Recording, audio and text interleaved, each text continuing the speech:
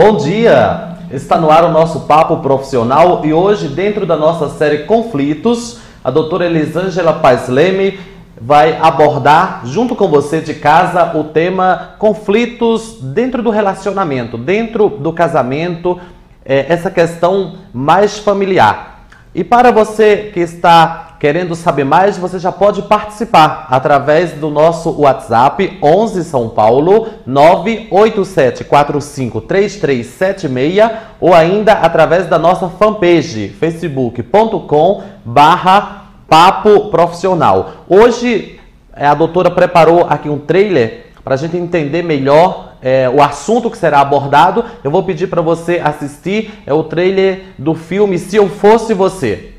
No mesmo lugar. Não dá pra falar com você. Se eu fosse você. De novo, não.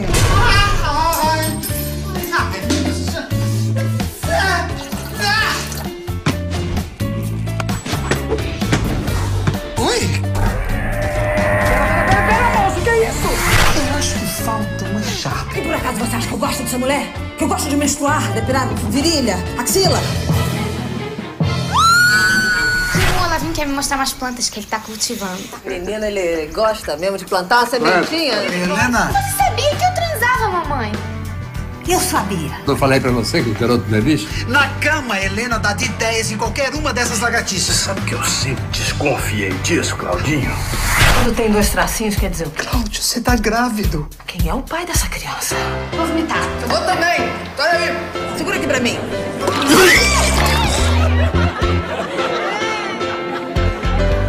Aquela mulher é muito estranha. Você ainda não viu nada. Eu de TPM, eu sou o demônio!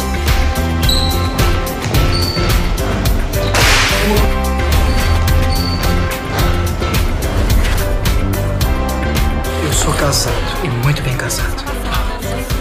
Pega esse ursinho todinho. Se eu fosse você, 2. Me sentindo uma vadia. No verão de 2009. Se Eu Fosse Você, 2. Eu estou recebendo a doutora Elisângela Paes Leme, psicóloga e também palestrante, né? A senhora faz um trabalho com empresas, faz um trabalho nesse sentido, não terapeuta de casais, de família, né? Trabalha bastante com a educação dos filhos.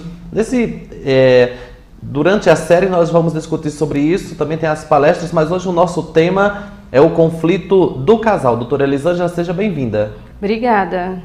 Então, é bem comum o conflito entre o casal. Quais são as principais diferenças? O que é que gera um conflito na relação? Porque, assim, duas pessoas que decidiram morar juntas têm uma afinidade.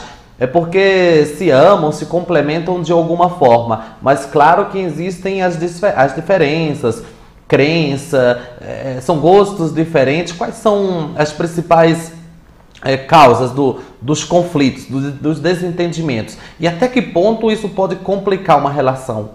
Então, eu escolhi o filme Se Eu Fosse Você, tanto o 1 quanto o 2, que ele traz bastante essa questão aí do casal, os conflitos. O casal, ele precisa ter um contrato, tá? E o que eu percebo? Que esse contrato... Casamento é um negócio? É um negócio porque você acaba fazendo, né? Um contrato até mesmo burocrático, que é o casamento. Diferente do amor, existe um negócio, né? O dia a dia tem que ter cada um com seus papéis para a coisa acontecer. Então, eu estou falando no caso de um contrato verbal. Tá? Eu não estou falando de um contrato burocrático. Eu estou falando de... Isso mesmo de papéis, de funções. Sim, dentro desse casamento. Então é porque as pessoas casam, aí estão ou então começa um relacionamento, seja de namoro, ou de morar juntos, ou casamento propriamente dito, com todas as questões burocráticas que nosso país permite. Então, o que a gente observa? Que enquanto o casal está naquela lua de mel, naquela paixão, as regras, as normas, como que vai ser, como que vai funcionar esse novo relacionamento, isso não é falado. Então fica tudo subentendido, como se fosse igual para todos. E aí começam os conflitos, porque cada um tem a sua limitação, cada um tem a sua personalidade, cada um tem a sua cultura. São pessoas que vêm de famílias diferentes e famílias que valorizam determinadas situações, entre outras. Algumas famílias são festeiras, outras famílias já são mais quietas. Então, tudo isso aparece no relacionamento. E as pessoas não param para pensar nesse contrato aí verbal. Vamos chamar de uma forma romântica de o contrato do amor. Então, esse contrato do amor que ninguém para pensar, para analisar. No primeiro momento, tudo é maravilhoso, estão encantados, querem morar juntos e esses detalhes ficam para depois. Às vezes, Salatiel, eles até fazem um contrato bem sutil, mas fazem. Só que existe uma questão de renovação do contrato. O contrato é um acordo entre o casal. É o acordo. E a gente vai falar disso logo no começo aqui com pergunta dos internautas. A Fernanda Passos, de Palmas, Tocantins, ela está falando, eu acho que isso é o que mais irrita, que o marido dela não cumpre o contrato. Ele sempre tem uma desculpa, está sempre infringindo as regras. Isso é comum e isso é grave, pode acarretar consequências maiores? Sim, porque às vezes o casal conversa, então eles determinam, por exemplo, parece uma coisa simples, mas hoje o casamento atual ele tem novas regras, ele tem um novo formato. No passado era muito, algumas décadas passadas, né, não num passado tão distante porque era bem diferente, mas algumas décadas passadas a mulher cuidava da casa e o homem era o provedor.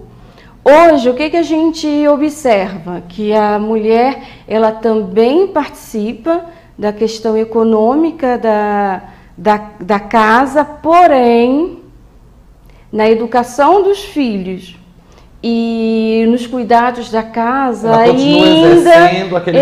existe a questão da mulher exercendo o papel. E quando o homem faz alguma coisa, ele é o ajudador. Inclusive no filme, o personagem do Cláudio, não é isso? Ele se preocupa com isso, em manter a casa e a Helena é professora de um coral e é quem administra. Essa administração, do ponto de vista profissional, cabe mais à mulher ou seria mais saudável se fosse uma coisa em conjunto? Vamos dizer que na família atual funcionaria como? Não é mais impor, né? As pessoas hoje são muito independentes. Seria uma democracia? Vamos sentar todo mundo aqui, vamos definir as regras, vamos resolver. É isso? Seria uma parceria e o homem sair daquele lugar de ajudador. Ah, meu marido ajuda em casa. Ele não ajuda, ele faz parte da casa. Então, assim, sair desse lugar de ajudador e passar a ser uma pessoa que se preocupa com os filhos, sabe onde estuda, sabe que notas tira. Por exemplo, no filme acontece a questão dos efeitos que eles trocam de corpo. E ao trocar de corpo é muito interessante porque o Cláudio, ele não deixava a Helena dirigir o tal carro dele, aquele ciúme do carro. E aí ela passa a dirigir no corpo dele. E levar para a escola, menina. Onde que é a escola? Que ele nem a escola ele sabe onde que é. Então, como que funciona a casa? Enfim, eles não conversavam. E alguns casais, como você fez a pergunta, eles até conversam, mas não conseguem manter o contrato. E aí eu vou dizer que precisa ser analisado, porque podem ter questões internas, podem ter alguma questão de crença. Por exemplo, um contrato super simples, que todo mundo entende, que é a questão da traição, ele ainda é rompido. Então, o que acontece quando a pessoa quer manter um casamento de uma forma mais tradicional e não consegue? Agora, se o casal também organizar no contrato deles que não tem problema, traição, isso aí é do casal. Mas isso é comum? A senhora que é psicóloga acompanha casais. Existe, porque assim, em tese é muito simples. Mas até as pessoas mais liberais não aceitam isso. Existe casamentos... Comum não é, mas já existe. Então, casais liberais, eles são liberais, eles podem ter um relacionamento extraconjugal, mas isso depende do contrato do casal. Por exemplo, a questão é de décadas passadas da senha do banco. A senha do banco ela foi substituída pela senha do Facebook, da internet, das redes sociais. Então, como que vai ser o uso? Os dois, um pode olhar a senha, o e-mail do outro, não pode olhar, como que vai ser? Então, cada casal tem que definir as suas próprias regras. Não existe uma regra correta. Cada um faz a sua. Então, olha, eu quero o meu espaço, aqui é minha privacidade. Ok, combina isso com o outro. Tem que definir. Tem que definir. Tudo tem que ser bem resolvido. Exatamente. E quando isso não acontece, gera conflitos, porque um aceita, o outro não. Conflitos, esse assunto rende. Faça como a Fernanda Passos de Palmas, Tocantins. Qual o seu conflito? O que você gostaria de saber? Se de repente você não quer se identificar, manda sua mensagem inbox lá na nossa fanpage, facebook.com/papo profissional, e eu vou ler aqui, não vou falar o seu nome, obviamente, mas participe, a doutora vai esclarecer aqui. Doutora, a gente falou sobre o filme, a troca de papéis. Um foi para o corpo do outro, até para sentir, né? É muito comum a gente achar que as tarefas do outro é muito mais simples, que a nossa vida que é complicada, que nós estamos com excesso de trabalho, a responsabilidade está toda sobre as nossas costas, e isso é saudável, isso deve acontecer sempre no casamento. Como entender isso, sabe, administrar, para que um saiba exatamente a responsabilidade que o outro tem, para não se não culpar, não sei, evitar essas cobranças. Então, assim, no primeiro filme do Se Eu Fosse Você... Acho que eu não coloquei a pergunta direito, mas você entendeu, a senhora entendeu. No primeiro filme do Se Eu Fosse Você, é interessante, porque o Cláudio, ele desvaloriza a rotina da Helena, né? Então, aí... Que é o mais comum, né?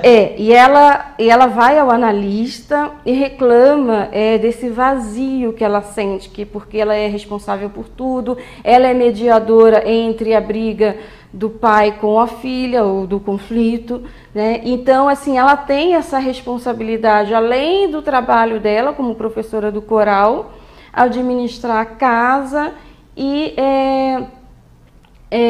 cuidar dessa parte aí do trabalho. E aí o filme mostra uma estratégia muito interessante, que é se colocar no lugar do outro.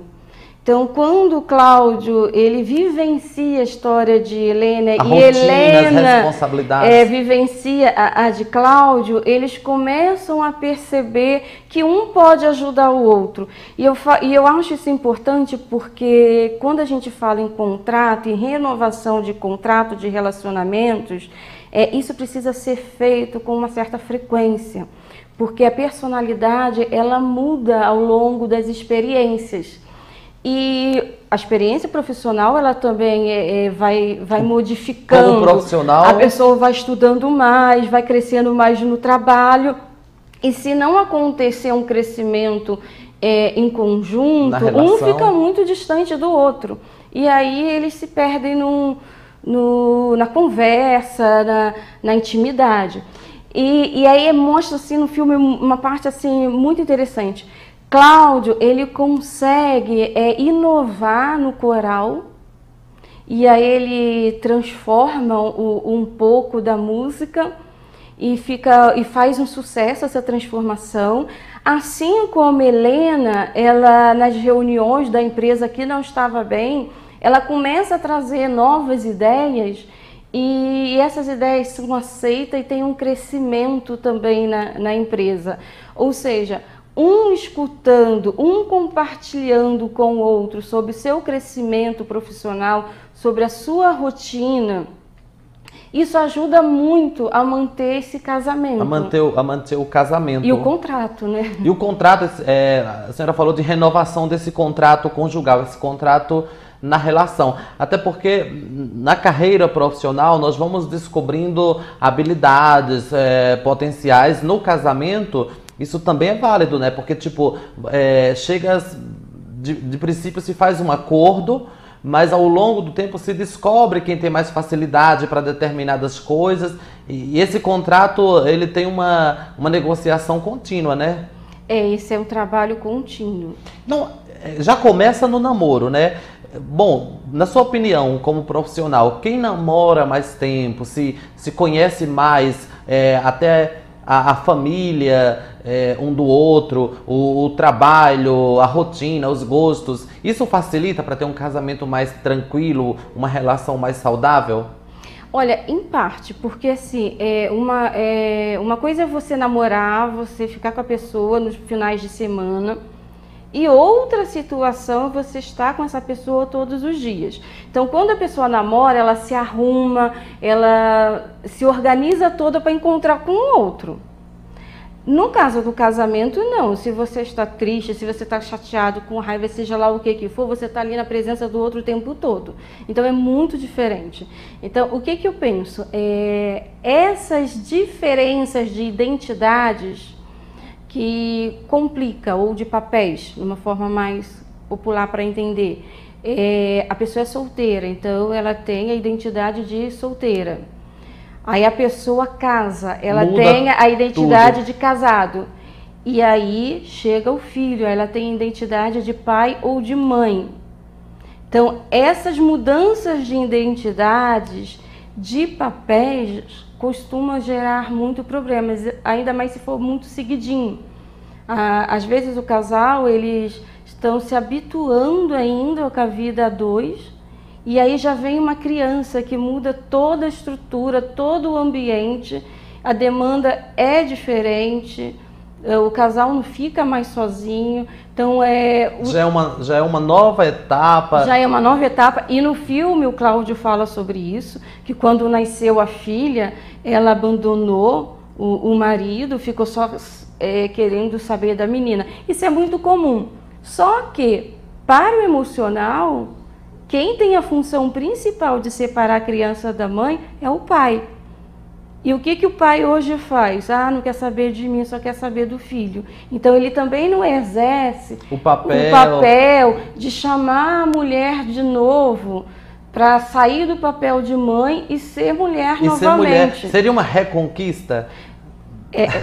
Podemos até pensar em reconquista, porque a mãe está ali. O casamento tem que estar conquistando hipnotizada cada dia, né? pelo bebê, tem todo aquele contexto ali, contexto hormonal também. E o homem, ao invés de ajudar aquela mãe ser mulher e mãe, ele acaba se comportando como um filho. Ele se exclui. Não, ele se comporta com um filho que está esperando. Ele fica carente também. Fica carente. Aí isso causa muito problema.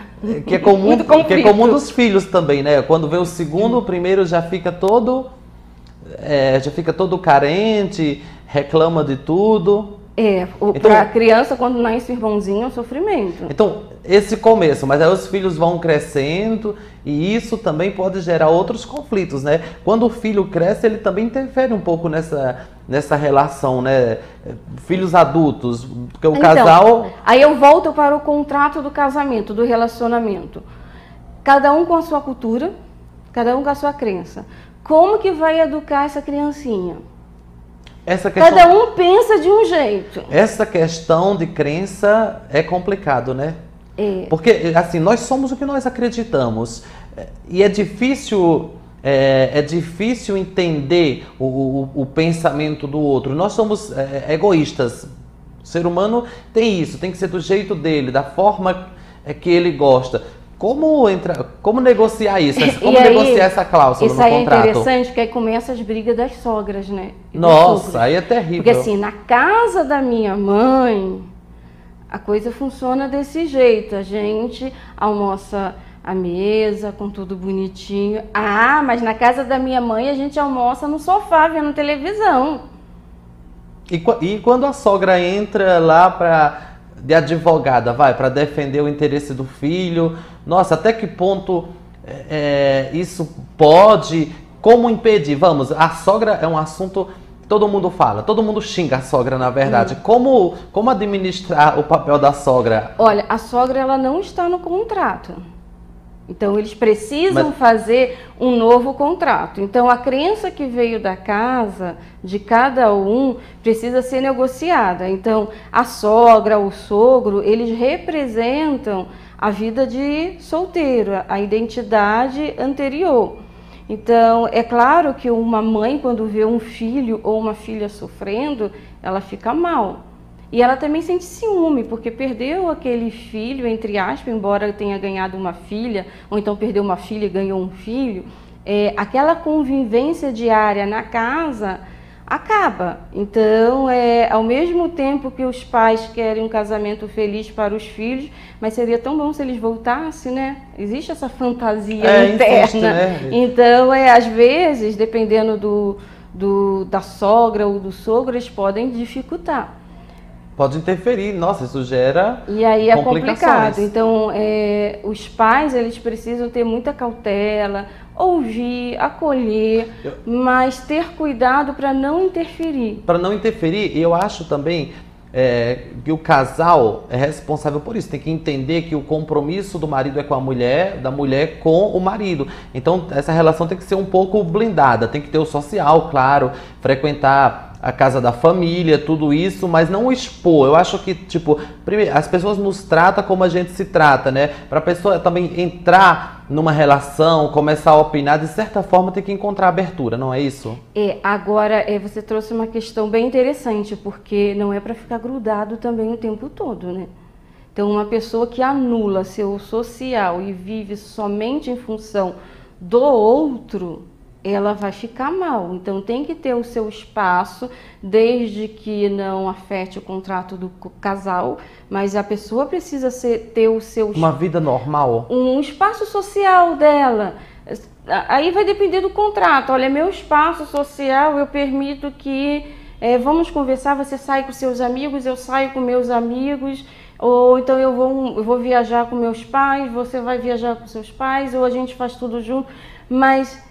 Tem que ter esse espaço para pensar na pessoa como pessoa e não só como um casal. Então, essa simbiose de virar casal o tempo todo também causa conflito. Causa conflito. E as cobranças? Hoje, principalmente, nós estamos numa era, numa fase de muita comunicação. As pessoas estão, mesmo distantes, estão conectadas o tempo inteiro. Um fica no WhatsApp, é o mais comum hoje, monitorando o outro. Oi, bem, você está onde? Está com quem? Fazendo o quê? Isso é saudável? Isso pode, não sei, cansar um pouco a pessoa? Sabe, tirar aquele encanto, aquela vontade de chegar, de abraçar, de beijar, de estar junto. Se existe essa cobrança, essa presença o dia todo? Então, isso depende de como a pessoa ela vai administrar. Mas eu penso que se fica um entrando em contato o tempo todo com o outro não consegue nem trabalhar direito. Então, uma coisa é você falar um bom dia, enfim, outra coisa é você ficar conversando o tempo todo. Existem muitas queixas sobre isso. Então, quanto mais ansiosa é uma pessoa, ela vai querer entrar em contato com o seu par para ficar sabendo de tudo. Isso é ansiedade, insegurança? É insegurança, mas que aparece em forma de ansiedade. De ansiedade. Que quer saber onde que tá, como que foi, o que fez. Agora, eu penso que assim, as duas pessoas moram na mesma casa. Então, se a pessoa vai para um outro lugar, sai da sua rotina de horário e tudo, é complicado para o outro que está em casa não saber o que aconteceu. Agora, outra situação é ficar o tempo todo em contato com o outro. E aí esquece amigos, esquece os parentes, esquecem todos.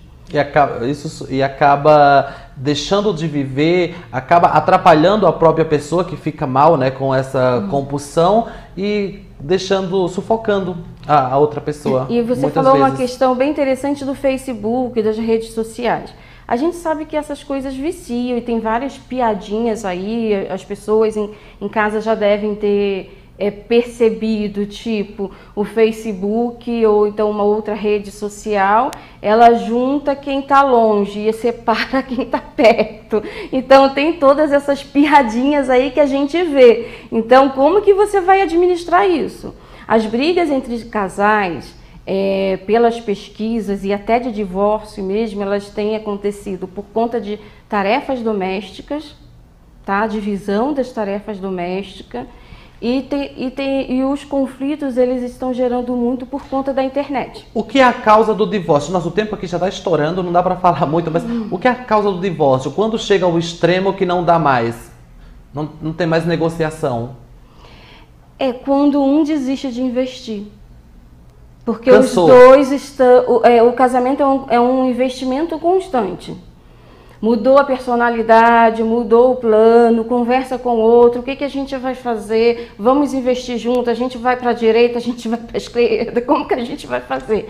Quando desiste de investir, acabou. Acabou. Doutora, ficaram muitas perguntas. A gente está tentando aqui entender, as pessoas querem saber qual que é a fórmula do casamento perfeito. Vou fazer o seguinte, vou te encaminhar quais são os seus contatos, qual o seu e-mail. Em outros programas futuramente a gente pode falar novamente sobre isso, porque faz parte, né? Isso aí é um assunto que interessa a todo mundo, a questão de relacionamentos. Quais os seus contatos? Quem ficou com dúvida?